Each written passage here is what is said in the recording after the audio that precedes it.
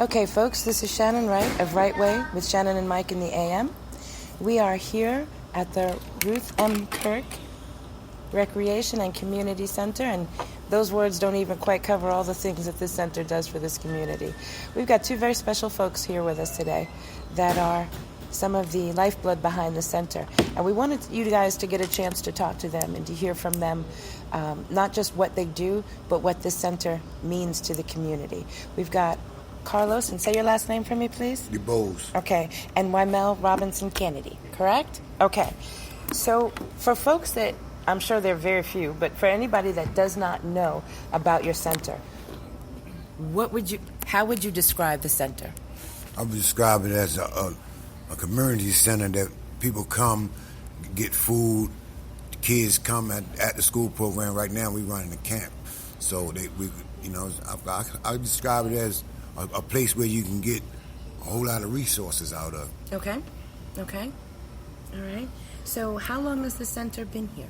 Well, me and Squeaky, we got this wreck. The church was using the wreck for storage in the area, and me and Squeaky came up with the idea. We would try to see if we can get it from the church and open it up where kids could play and we can help the community. Okay. So that's basically how we got it. So we started like in 2011, gutting out, painting, fixing up, right? And then we ran into a few good friends that helped us put a mural on the wall and, bring us some games and things like that. So we started from the bottom to get to the top. Okay. All right. That's a good way to go. What motivated you? What was the need that you saw that made it clear for you that this center was necessary here in this community? Well, me and Squeak, we was raised by two strong women, right, which is our mother, right, and they always gave back in the community, but we kind of like ran around, we wasn't, really good boys, really, right? We ran around and did what we wanted to do. So, like, when my mom's passed and his mom's passed, right, it was like, we wanted to live their legacy on. So, we always did was about the kids, and you know what I mean? So, and then his mom's had a garden, and so we used everything that we was taught to bring back. Okay. All right, well, that's a good thing. Now, Wymell, you're here at the center as well.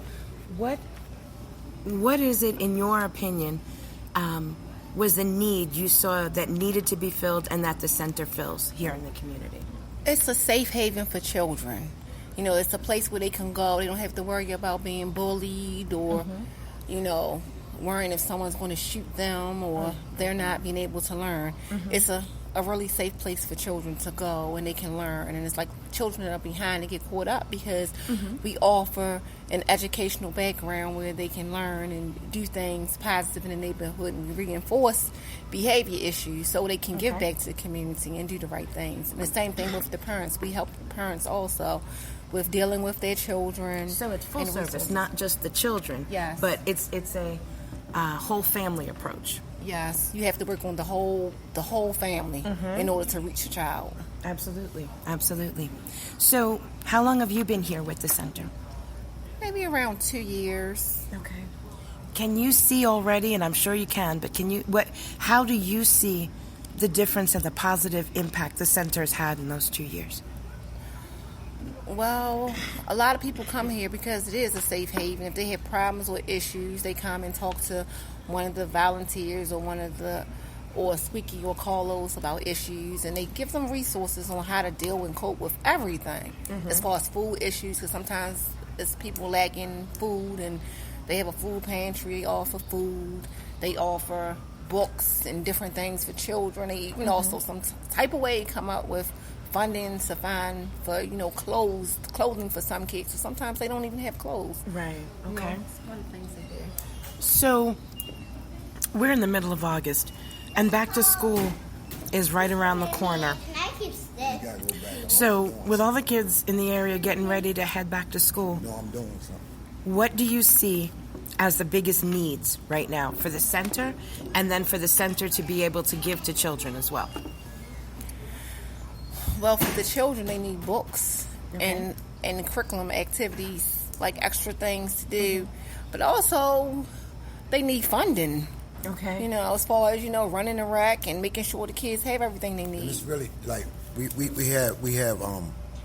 know barbers and Kenya know how to do hair, and we have like people that come in and get the kids haircuts, get their hair done. Wow. Because like a lot of times when they're going back to school, you should be singled out if you ain't got nice things on or your hair ain't done.